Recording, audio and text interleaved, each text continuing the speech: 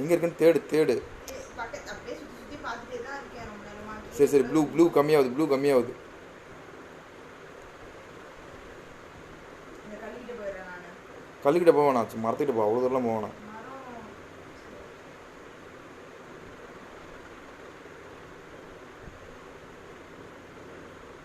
அந்த கல்லுக்கிட்ட தான் நாய் ஒளிஞ்சிருக்க வாய்ப்பு இருக்குது.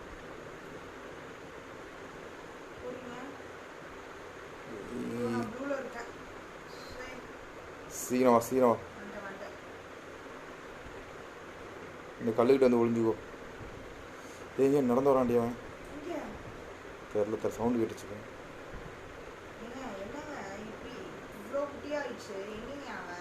இருப்பான் எங்கேயாவது இருப்பான் பய, நம்மளே செத்து போன்னு பார்த்துட்டு இருப்பான். ஒன்றா நிற்காத, ஏன்னா ஒரு ஆள் செத்தா கூட இன்னொரு ஆள் வரலாம். சரி அவன் என்னை சுட்டானா நீ அவனை சுட பாரு, அவ்வளோதான். சரி அவனை எங்கே இருக்கான்னு பாரு. அவன் ப்ளூ ஜோனில் அவன் இருந்தானா அவன் செத்துருவான். இரு ஒரு நிமிஷம், அவன் இங்கே தான் இருக்கணும். இரு நான் தேடி பார்க்குறேன். ஷெடியூல் ஏன்னா கல்லுக்கிட்ட வந்து ஒளி சுட்டான்னு வச்சுக்கோ. எந்த டேரக்ஷன் சுடுறானோ அவனை போய் சுடு, இல்லைன்னா மறைஞ்சிரு. இரு சார், இந்த நாய் எங்கே இருக்குன்னு நான் தேடிட்டு இருக்கேன்.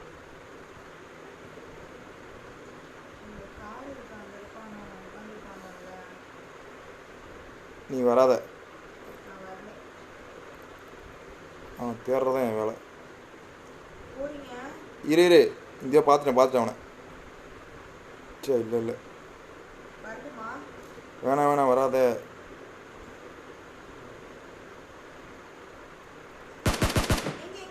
இல்லை சுட்டு காமிச்ச சும்மா வேணும்னு.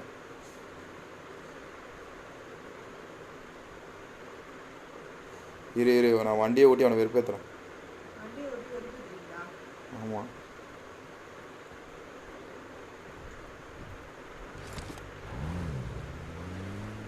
நீ அப்படியே இருந்த இடத்துல இரு, ஒன்றும் பண்ணாத. அங்கே இரு. டாகே காணும். அவன் ப்ளூ ஜோன்ல சாக போகிறானா? எங்கடா இருக்க?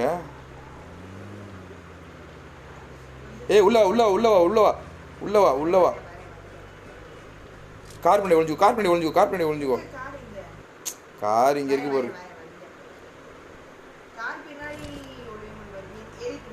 கார் ஓட்ட முடியாது. கார் வந்து இறங்கு. எங்கடா இருக்க நீ? ஹெல்த் போடுறி.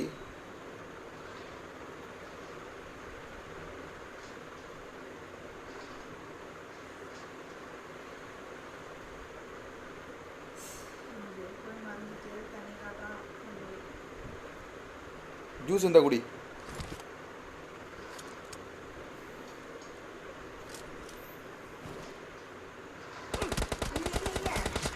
சுட்டுட்டான். அவனை சுடு பாரு. அவன் பக்கம் டேரக்ஷன் பக்கம் திரும்ப சுடு அவனை. எங்க இருக்கான்? இங்கே பாரு, என் பக்கம் தான் இருக்கான். அவன் சுடு. Second place. நம்ம 2 பேரும் சுட்டான். சுட்டான் விடு. Second place. ஹெல்த் போட்டுருந்தேன், நாய் சுட்டுட்டானே. வந்துட்டியா? சிக்கன் எப்படி பண்ணுறது தெரிஞ்சிச்சா? ஒருத்தரை கொண்டு இருந்தா நம்ம கொண்டு இருக்கலாம். நான் சும்மா ஜூஸ் குடிச்சிருந்தேன். அந்த ஜூஸ் வரமாட்டானே சும்மா சொல்லிட்டு இருந்தான். மாற்றுக்குள்ள இருக்கான். ஆனால் நீ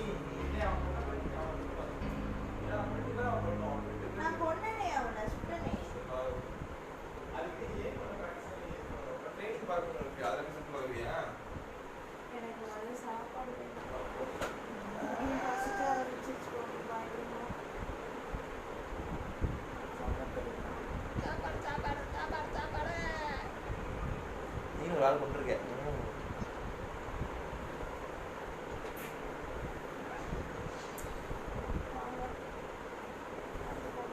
இங்கே பாரு,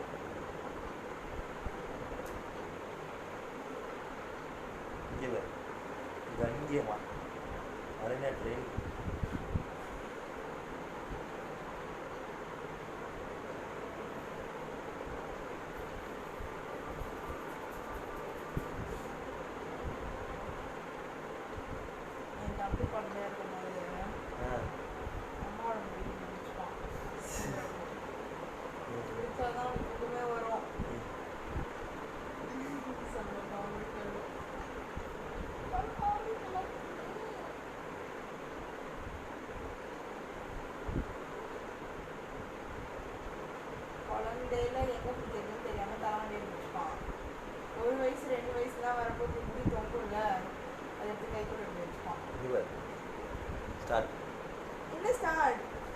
அது வந்து ட்ரைனிங் சும்மா யாரும் வர மாட்டாங்க.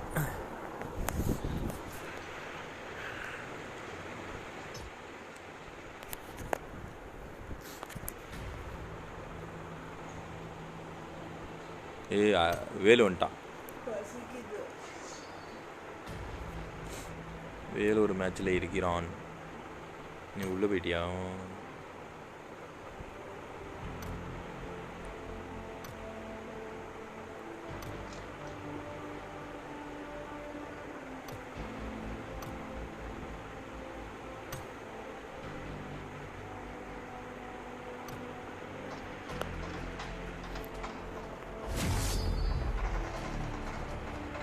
என்ன மேட்ச்சு?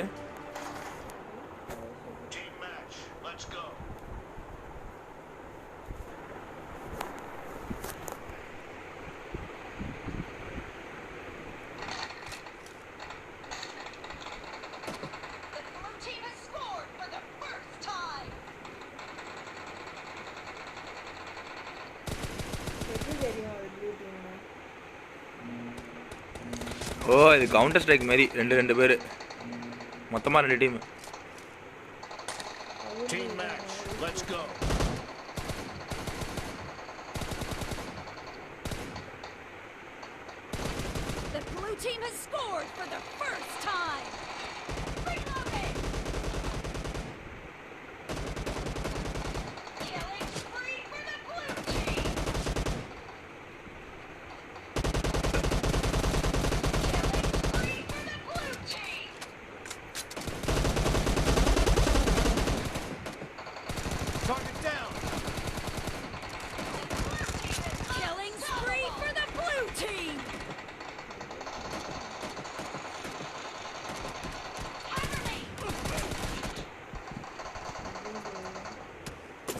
திருப்பி வந்துடுவா கில்லான பிறக்கும், கவலைப்படாது.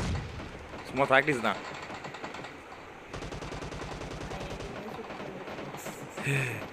அவங்க டீம் வந்து ரெட் கலரில் இருப்பாங்க அவங்களோட லேயர். சும்மா போய் தைரியமாக சுட்டு போய் சுட்டா சத்த திருப்பியும் வருவேன்.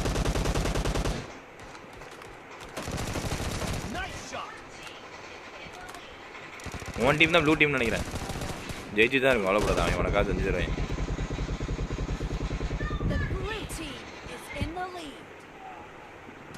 ஸ்கோப்லாம் வச்சுருக்கணும்.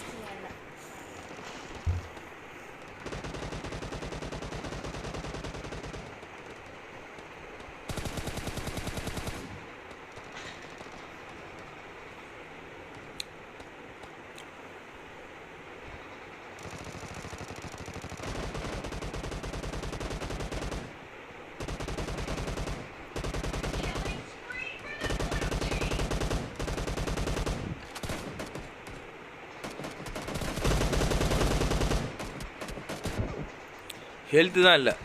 எக்ஸ்ட்ரா ஹெல்த் தர முடியாதுங்களோ?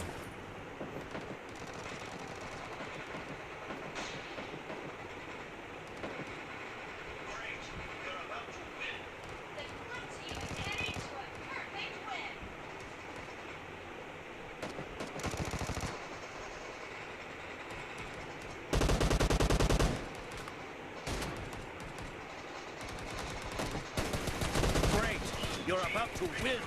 The blue team is heading to a perfect win.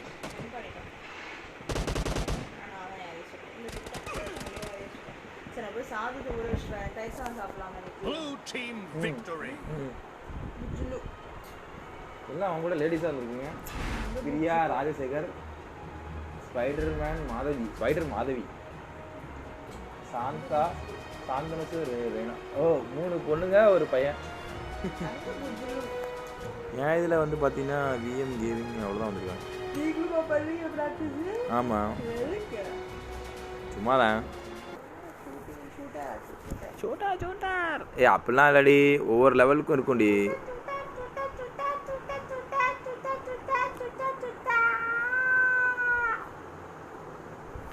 Rudran வந்து நார்த்து, முருகன் வந்து தமிழ், சுப்பிரமணியம் வந்து நார்த்து. ஒன்றும் சொல்ல முடியல. இது யார் எனக்கு எந்த கடவுள் நம்பிக்கை இல்லை, எந்த மதம் எனக்கு இல்லைன்னு சொல்கிறாங்களோ அவர் மற்றத்தெல்லாம் விட்டுட்டு தானே சும்மா அவர் பட்டவர் போகும். நீங்கள் எல்லாருமே ஏதோ ஒரு மதத்துக்கு சேர்ந்துக்கணுன்ற ஒரு கட்டாயம் நமக்கு இல்லையே.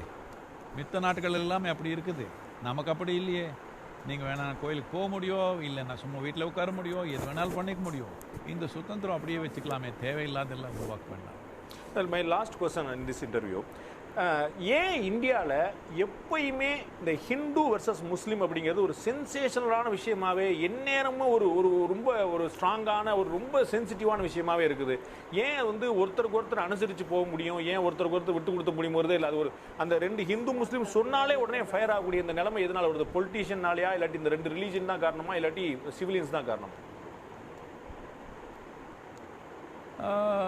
இந்த ப்ரீ இண்டிபெண்டன்ஸ் டைம்லேருந்து இந்த பொலிட்டிக்கல் இதில் பிரிட்டிஷ் பீப்புளே ஆரம்பித்தாங்க ஹிந்து முஸ்லீம் எப்படி சண்டை வச்சுக்கிறது. ஆனால் இந்த சண்டைக்கு அடிப்படை இருக்குது, இஸ்லாமிக் இன்வேஷன்ஸ் ஆகிடுச்சு. அந்த டர்க்கிலேருந்து வந்துட்டாங்க, மங்கோலியாலேருந்து வந்துட்டாங்க. அவர் வந்தவங்க எல்லாமே மத்தான திருடம், அவனுக்கு எந்த மதமும் இல்லை அவனுக்கு. ஆனால் மதத்து பேர் உபயோகப்படுத்து அவர் ஏதோ பண்ணாங்க. மதத்து பேர் உபயோகப்படுத்த அந்த செயல் செஞ்சதுனால அந்த மதத்து மேலே எல்லாருக்கும் ஒரு சந்தேகம் இருக்குது, என்ன பண்ணிடுவாங்க. இன்னொன்று இருக்குது, முக்கியமாக இந்த ஜெருசலமில் இந்த வர்ற எல்லா மதத்துக்கு என்னென்னா, நாம் சொன்னதான் சரி, இதில் இல்லைன்னா நீங்கள் இங்கே இருக்கக்கூடாதுன்ற ஒரு அடிப்படை நம்பிக்கை இருக்குது. இது எல்லாரும் மனத்தில் இருக்கிறதுன்னு இல்லை, ஆனால் இருக்குது. சும்மா இவ்வளோதான் பண்ணணும், இது நான் சொன்னால் எல்லாருக்கும் கோவம் வந்துடும். பட் நான் சொல்லிவிடுவேன், என்னத்துக்குன்னா இப்போ இந்த வயசில் சொல்லன்னா என்ன இருக்குது, நான் சொல்லிவிடுவேன். என்னத்துக்குன்னா இது ஒன்று எடுக்கணும், அவ்வளோதான். நீங்கள் என்ன பூஜை பண்ணிக்கிறீங்களோ, என்ன ப்ரேயர் பண்ணிக்கிறீங்களோ, அதெல்லாம் பிரச்சனை இல்லை. நாம தான் சரி, மித்தது எல்லாம் தப்புன்ற ஒரு தன்மை இருக்குது. அது ஒன்று மட்டும்தான் கொஞ்சம் நீங்கள் கரெக்ட் பண்ணிங்கன்னா இதெல்லாம் கூல் ஆகிடும். இன்னொன்று, ஜனத்தொகை அதிகமாக படுத்தணும்னு முயற்சி நடந்தே இருக்கும். இந்த டெமோகிராஃபிக் சேஞ்ச் நடக்குது. இந்த டெமோகிராஃபிக் சேஞ்ச் எங்கே நடந்தாலும் மித்தவங்க பயம் வந்துடுது. எப்போ மெஜாரிட்டிக்கு கொஞ்சம் பயம் வந்துடுச்சோ தேவையில்லாத வேலையெல்லாம் பண்ணிவிடுவாங்க. எந்த ஒரு ஜனத்தொகை இருந்தாலும் சரி, மைனாரிட்டிக்கு பயம் இருக்குது, அவர் கொஞ்சம் தேவையில்லாத வேலை பண்ணாங்க, ஆனால் அவர் சின்ன அளவுக்கு பண்ணாங்க. இப்போ மெஜாரிட்டிக்கு எப்போ பயம் வந்துடுச்சோ ரொம்ப பெரிய அளவுக்கு பண்ணிவிடுவாங்க. இந்த நோக்கத்தில் நாம் நாடு கொண்டு போகக்கூடாது. நாம் இது ரொம்ப ஒரு சென்சிட்டிவாக ஹேண்டில் பண்ணணும். என்னதுக்குன்னா, இது அரசியல்னாலே பல விதமாக எல்லாருமே அதில் விளையாடுறாங்க. முக்கியமானது என்னென்னா, இப்போ என்ன இருக்குதோ பாப்புலேஷன் கொஞ்ச நாள் அப்படி வச்சுக்கலாம். மெதுவாக ஒரு 1000 வருஷத்தில் எல்லாருமே ஏதோ ஒரு மதத்துக்கு போயிட்டாங்கன்னு வச்சுக்கோங்க, அது அவருடைய விருப்பம். தனி மனிதனுடைய விருப்பத்தினால எங்கேயோ போய்க்கிறா, எங்கே வேணாலும் போய்க்கிட்டோம். ஆனால் ரொம்ப ஆக்டிவாக நீங்கள் எப்போ ஜனத்தொகை மாற்றத்துக்கு முயற்சி பண்ணுறீங்களோ மித்தவங்க எல்லாம் ஒரு சந்தேகம், பயம் வந்துவிடும். என்னத்துக்குன்னா, ஹிஸ்ட்ரியில் இருக்குது இந்த மாதிரி ஆனப்போ இல்லாமல் என்ன நடந்துருச்சுன்னு. இப்போ காஷ்மீரே இருக்குது, நமக்கு என்ன நடந்துருச்சுன்னு எல்லாருக்கும் தெரியும். இப்படி இருக்கிறப்போ மக்கள் மனத்தில் பயம் இருக்குது. இதனால எல்லா மதத்தில் இருக்கிற தலைவர் இருக்காங்களே, இவர் எல்லாமே கொஞ்சம் அந்த வீதியில் கொஞ்சம் மண்டையில் கொஞ்சம் வெறி வச்சு சுற்றுறாங்களே, எந்த மதத்தில் இருந்தாங்க சரி, அவரெல்லாம் கொஞ்சம் அவருக்கு முக்கியத்துவம் இல்லாமல் பண்ணி மதத்தில் இருக்கிறவங்க பொருளாதாரத்தில் கல்வியில் எல்லாம் முன்னேற்றமாக வரணும்ன்ற ஒரு நோக்கத்தில் வளர்த்துனாங்கன்னா இந்த பிரச்சனை போயிடும். முக்கியமாக இது ஒரு தனியாக ஒரு ஐடென்டிட்டி வச்சு அப்படியே நடத்துக்கிறதுனால இது கொஞ்சம் இப்படி நடக்குது. இது நாம் சரிப்படுத்தணும். இது சும்மா சண்டை போட்டு சரிப்படுத்த முடியாது. எல்லாருமே உட்காந்து கொஞ்சம் இந்த நிலை கொண்டு வரணும். அது இது வரணும்னா முதலாவது தன்மை என்னன்னா, நீங்கள் ஒன்று பண்ணிக்கிறீங்க, நான் ஒன்று பண்ணிக்கிறேன், இது எனக்கு நல்லா இருக்குது அதனால நான் இது பண்ணிக்கிறேன், உங்களுக்கு அது நல்லா இருக்குது நீங்கள் அது பண்ணிக்கிறீங்க. சரி, நீங்கள் பண்ணது எனக்கு ஒத்து வரலனாலும் உங்களுக்கு நல்லா இருக்குது, நான் அதை கும்பிடுவேன். என்னத்துக்குன்னா உங்களுக்கு நல்லா இருக்குது, அவ்வளோதான். இந்த அளவுக்கு ஒரு அக்செப்டன்ஸ் வந்துடுச்சுன்னா அப்போது சண்டைக்கு வாய்ப்பு இருக்காது. ஆனால் எல்லாருக்கும் தெரியும் இதுக்கு அடிப்படையே இல்லை. என்னத்துக்குன்னா அவர் சொன்னது தான் கரெக்டு, அதை நாம் ஏற்றுக்கலான்னு எப்போ இருந்தாலும் நமக்கு அபாயம் என்ற ஒரு உணர்வு மக்கள் மனத்தில் இருக்கிறதுனால இது தொடர்ந்து போகுது. அந்தந்த மதங்களில் இருக்கிற தலைவர்கள் ரொம்ப எளிமையாக இது பேசணும். யார் எது பண்ணாலும் சரி, அவருக்கு நல்லா இருந்தால் நம்ம விட்டுடலாம், அவ்வளோதான். நீண்ட உழைப்பு திறன் மிக்க இண்டஸ்ட்ரியல் மோட்டார்ஸ் வாங்க. I don't want to take more than that. என்னுடைய குறுக்கீடு இல்லாமல் நீங்கள் ஷார்ட்டாக நீங்கள் ஒரு 1 மினிட்ல நீங்கள் ஏதாவது சொல்கிறதா இருந்தால் சொல்லலாம், ஏதாவது விடுபட்டு தான் நீங்கள் சொல்லலாம். முக்கியமாக மொழி இருக்கட்டும், கலாச்சாரம் இருக்கட்டும், மதம் இருக்கட்டும், ஜாதி இருக்கட்டும், இல்லை நம்ம எத்னிசிட்டி இருக்கட்டும், எதே இருந்தாலும் இது எல்லாம் வேறுபாடாக இருக்கிறதுனால தான் நம்ம ஒரு கலாச்சாரத்துக்கு ஒரு என்ன வர்ணமயமாக என்ன சொன்னீங்க ரங்கமயம் என்னது வளர முடியும். நீண்ட உழைப்பு திறன் மிக்க காரணம் தமிழ் ஆள் போய் அங்கே வர்றாங்க, கன்னட ஆள் இன்னொரு இடத்துல போகிறாங்க, தெரிஞ்சாதான் நீங்கள் நம்ம நாட்டில் நல்லா இருக்க முடியும். இல்லையா அப்ரோச்சே பார்க்கல. நாம் ஸ்கூலில் எழுதுறது மட்டும் தான் கற்றுக்கிட்டா. ஒரு 3 கொஸ்டினில் முடிச்சுறேன். ஒன்று, தமிழ்நாடு வந்து ஏன் இந்த மாதிரி வேற ஒரு விஷயங்கள் நிலைப்பாடு இருக்குன்னா, இது வந்து பெரியாருடைய மண், இங்கே வந்து நாங்கள் எப்பயுமே வந்து மற்ற மாதிரி எல்லாரும் பண்ணுற மாதிரி நாங்கள் பண்ண மாட்டோம், இது ஒரு டிஃப்ரெண்ட் ஸ்டேட் அப்படிங்கிற ஒரு பாயிண்ட்டை நீங்கள் எப்படி பார்க்குறீங்க? அப்படி இல்லை, கட்டாயமாக கலாச்சாரத்தில் ஒரு வித்தியாசம் இருக்குது. அந்த வித்தியாசம் நம்ம வச்சுக்கணும். ஏன்னா கலாச்சாரத்தில் இருக்கிற இந்த வெரைட்டியை நாம் எல்லாமே சமநிலையாக பண்ணணும், எல்லாரும் ஒரு மொழி பேசிக்கணும், எல்லாரும் ஒரு மாதிரி இருக்கணும்ன்ற தேவையில்லை. நாம் பலவிதமான தன்மை இருக்குது இந்த ஒரு நாட்டுக்கு, இந்த பாரத தேசத்துக்கு நாம் ஒரு சேம்னஸ்னாலே உருவாக்கப்பட்ட தேசம் இல்லை. இப்போ மித்த தேசங்களெல்லாம் பார்த்தா ஒரே மொழி பேசிக்கிறாங்க, ஒரே மதம், ஒரே ரேஸு எதோ வச்சுருக்காங்க. நாம் அப்படி இல்லை. 50 கிலோமீட்டர் தமிழ்நாட்டுக்குள்ளேயே 50 கிலோமீட்டர் போனீங்க, கோயம்புத்தூர்லேருந்து நீங்கள் அப்படி கரூருக்கு போனீங்கன்னா ஆளே வித்தியாசமாக இருக்கிறாங்க, வேறு மாதிரி பேசிக்கிறாங்க, வேறு மாதிரி. இதனால 5ஆவது கிளாஸ் வரைக்கும் கட்டாயமாக அவங்க யாராவது தமிழ் கற்றுக்கிடுவாங்களா? இல்லை, நான் சொல்கிறது என்னென்னா இதுதான் முக்கியமானது. சான்ஸ்கிரிட்டோடைய ப்ரொனன்சியேஷன்லேயே வந்து ஒரு ஹை வைப்ரேஷன் இருக்குது, பவர் இருக்குன்னு சொல்லி சொல்கிறீங்க. தமிழ் வந்து ஒரு யூனிக் லாங்குவேஜ், ஒரு ஏன்சியன்ட் லாங்குவேஜ். ஸோ நான் இன்னொரு எக்ஸ்ட்ரா நான் சொல்கிறது என்னென்னா 5 மொழியினால் கற்று அந்த மாதிரி எது இல்லை. அந்த ஒரு மனநிலை வர்றதுக்கு என்ன லாங்குவேஜஸ் ரெண்டாம் இன்னொரு 3 மொழி பேச இந்த உழைப்பு திறன் மிக்க இருக்குன்னா, இது வந்து பெரியாருடைய மண், இங்கே நாம சரி பாருங்க இப்படி பண்ணிட்டீங்க தமிழ் நீங்கள் வண்ணமயமான அதுக்குன்னா இது நம்ம காலை நாம வெட்டிக்கிற மாதிரி ஆயிடும். நம்ம ஓகே, இப்போ தமிழ்நாட்டிலே ஒரு புதிய ஒரு நியூ கான்செப்ட் மெர்ஜ் பண்ணி சாமி ஒன்னது பேர் ஒன்றும் சொல்ல விரும்பல. இது என்னத்துக்குன்னா, இது யார் எனக்கு எந்த கடவுள் நம்பிக்கை இல்லை, எந்த மதம் எனக்கு இல்லைன்னு சொல்கிறாங்களோ அவர் மதத்தில் இறங்கி இதெல்லாம் பண்ணிக்கிறாங்க. தேவையில்லை அவருக்கு. மதத்தில் நம்பிக்கை இல்லைன்னா விட்டுட்டு தானே, சும்மா அவர் பட்டவர் இருக்கிறது தானே. என்னத்துக்குன்னா நம்ம கலாச்சாரத்தில் நீங்கள் எல்லாருமே ஏதோ ஒரு மதத்துக்கு சேர்ந்துக்கணுன்ற ஒரு கட்டாயம் நமக்கு இல்லையே. மித்த நாட்டுகள் எல்லாமே அப்படி இருக்குது, நமக்கு அப்படி இல்லையே. நீங்கள் வேணால் கோயிலுக்கு போக முடியும், இல்லைன்னா சும்மா வீட்டில் உட்கார முடியும், எது வேணாலும் பண்ணிக்க முடியும். இந்த சுதந்திரம் அப்படியே வச்சுக்கலாமே, தேவையில்லாதெல்லாம் உருவாக்க வேண்டாம். My last question in this interview, ஏன் இந்தியாவில் எப்பயுமே இந்த ஹிந்து வர்சஸ் முஸ்லீம் அப்படிங்கிறது ஒரு சென்சேஷனலான விஷயமாவே, எந்நேரமும் ரொம்ப ஸ்ட்ராங்கான ரொம்ப சென்சிட்டிவான விஷயமாவே இருக்குது? ஏன் வந்து ஒருத்தருக்கு ஒருத்தர் அனுசரித்து போக முடியும், ஏன் ஒருத்தருக்கு ஒருத்தர் விட்டு கொடுத்த முடியும்போது இல்லை, அது அந்த 2 ஹிந்து முஸ்லீம் சொன்னாலே உடனே ஃபயர் ஆகக்கூடிய இந்த நிலைமை எதனால் வருது? பொலிட்டீஷியனாலையா, இல்லாட்டி இந்த 2 ரிலீஜன் தான் காரணமா, இல்லாட்டி சிவிலியன்ஸ் தான் காரணம்? இந்த ப்ரீ இண்டிபெண்டன்ஸ் டைம்லேருந்து இந்த பொலிட்டிக்கல் இதில் பிரிட்டிஷ் பீப்புளே ஆரம்பித்தாங்க ஹிந்து முஸ்லீம் எப்படி சண்டை வச்சுக்கிறது. ஆனால் இந்த சண்டைக்கு அடிப்படை இருக்குது, இஸ்லாமிக் இன்வேஷன்ஸ் ஆகிடுச்சு. அந்த டர்க்கிலேருந்து வந்துட்டாங்க, மங்கோலியாலேருந்து வந்துட்டாங்க. அவர் வந்தவங்க எல்லாமே மதான திருடம், அவனுக்கு எந்த மதமும் இல்லை. அவன்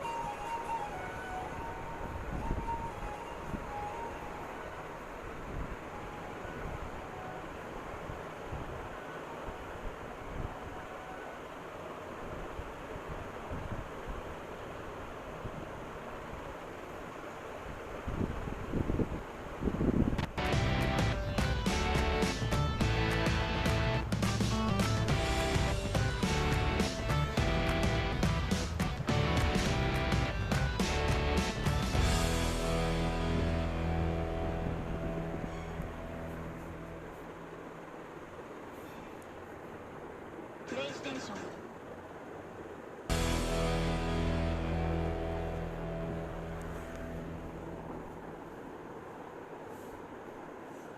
PlayStation.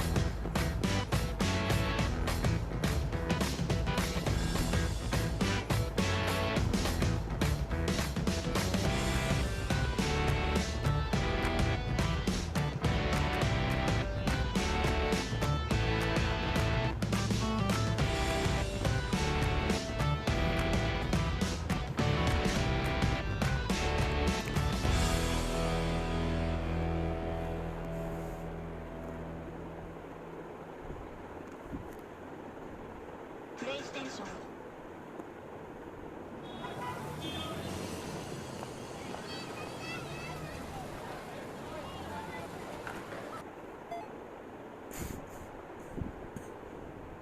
So I wanted to take a few days with this video to go over two very interesting PS5 related stories.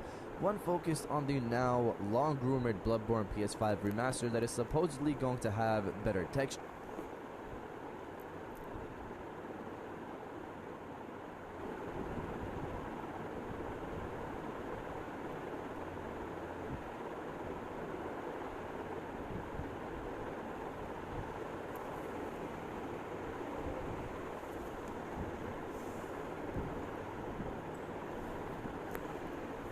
Shankar IAS Academy. 201 students have cleared you. I didn't expect. Yeah. It's like Destiny style. It is.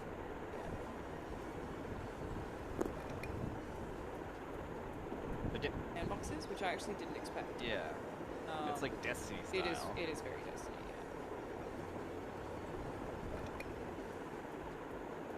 But Destiny's like a... The game is fast-paced. Well, that's boy. what that's... Oh, Okay. what? You're in the right place. Like for a dub?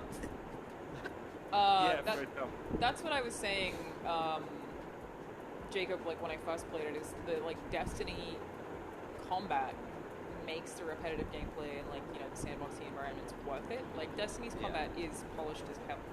Like, Yeah, shooting like, I was stuff talking in about that game on a feels Destiny good. stream the other day. It's just like, Yeah. I feel okay doing some of this stuff over and over because I'm just like... Next generation gaming, the console wars, PlayStation 5, Xbox Series X. Today we talk about what each company considers winning. It's very different. What PlayStation 5 and Sony considers as a victory in the gaming world and the console wars is far different than what Microsoft is now envisioning as its victory. And the two can coexist or maybe not. Today we talk about the future of gaming in more ways than one, and more specifically, I want to dive into the business model that drives these two companies, because Microsoft has completely shifted its paradigm, and it's very interesting. So let's get right into it.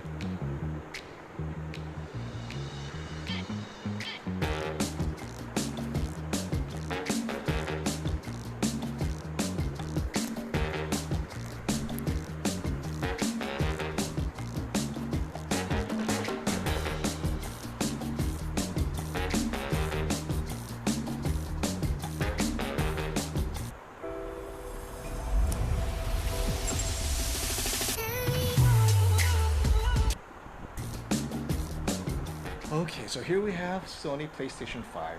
Business as usual, awesome console, awesome games, lots of exclusive titles. Clearly, PlayStation is killing it. Here you have Microsoft. Great specs, strong hardware, a couple of stumbles, but they have Game Pass.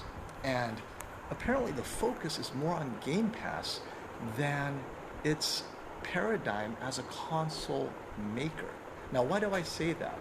Because on the one hand, you have PlayStation killing it with exclusive titles. And as we all know, the more exclusive titles you have to your console ecosystem, well, the more attractive it is and compelling for gamers to join your console family. Microsoft, on the other hand, is calling all these exclusive titles anti-consumer, anti-whatever, right? The reality is they would love to have exclusive titles if they could, but they don't need it because they've shifted their paradigm. And that paradigm shift came shortly after they realized that they're not a very good entertainment company. They've tried it all. And at the end of the day, Microsoft is a great operating system company, a great platform company, a great company to create tools for other companies, but not a great creator itself. And that is important to understand when we talk about what Microsoft's vision for victory is now. When it got into this whole console business way back when, right? It was playing under the paradigm established by Sony, Nintendo, Sega, and how did they define their victories? Well, how many consoles are sold, how many games are bought on that console. At the end of the day, if you're going to buy one console, you don't buy the other one. And so if you buy a PlayStation 5, you didn't buy a Nintendo. You probably just kept a PlayStation 5. And so to them, it was a pie that they would split up. And when Microsoft entered the fray, they looked at it the same way. That was the paradigm that was defined by the existing players. And frankly, Xbox didn't do too well on that paradigm. And over the course of years, and I'm surprised Microsoft took this long, but maybe it's a long game, they realized, whoa, our victory has never been defined by the number of hardware units sold. As a matter of fact, if you, those who are old enough, remember back when Microsoft got its start, it was the operating system for an IBM PC. The word PC came from, well, the first IBM home computer. It was an IBM PC. And Microsoft was the company that provided the operating system, the DOS, right? The disk operating system. And if I remember correctly, you may correct me if I'm wrong, but I remember I had this first IBM PC as a kid, and if it wasn't an IBM, it was called a PC clone. You guys remember that? A PC clone. Today we think about it, wow, that's ridiculous. What's IBM have to do with anything? And why is it called a PC clone, right? Isn't everything that runs Microsoft Windows called a PC? Well, that was Microsoft. They changed the paradigm. When this whole home computing thing started back in the early 80s, right? There was only one game in town. That was IBM. And IBM sold a computer called the PC. And so if it wasn't IBM, it was a PC clone. But over time, IBM was unable to make money on its hardware anymore. So it stopped selling PCs altogether. And so that left with only clones. But a clone of what? IBM was no longer there, right? So everything was a PC. And Microsoft completely dominated, because as long as you bought a PC, you bought a Microsoft operating system. Well, that's how it succeeded. It wanted people to buy more PCs. It didn't care what you bought. It didn't care if it was a Dell, HP, Gateway, Wang. Didn't matter what computer you bought. As long as it was running Microsoft DOS or later Microsoft Windows, it won. Microsoft wins as long as there is a PC in existence. It doesn't matter who the manufacturer is. But you can't say Apple versus Dell, Gateway, HP, because Apple is hardware, software, it's everything. So it's two completely different philosophies, right? And Microsoft forgot that's how it won. It won because it makes more money. It dominates the computing market. And yes, Apple has cut a beautiful niche for itself, and it makes a lot of money in that niche. And you could say that it's won the hearts of creators, but you can't say Microsoft has lost either, right? Well, here we are in the gaming world, and Microsoft realized. Hello சொல்லுப்பா அது பண்ணி நிறுத்திட்டேன்ப்பா அது அப்போ போட்டது இப்போ வருது போல இருக்கு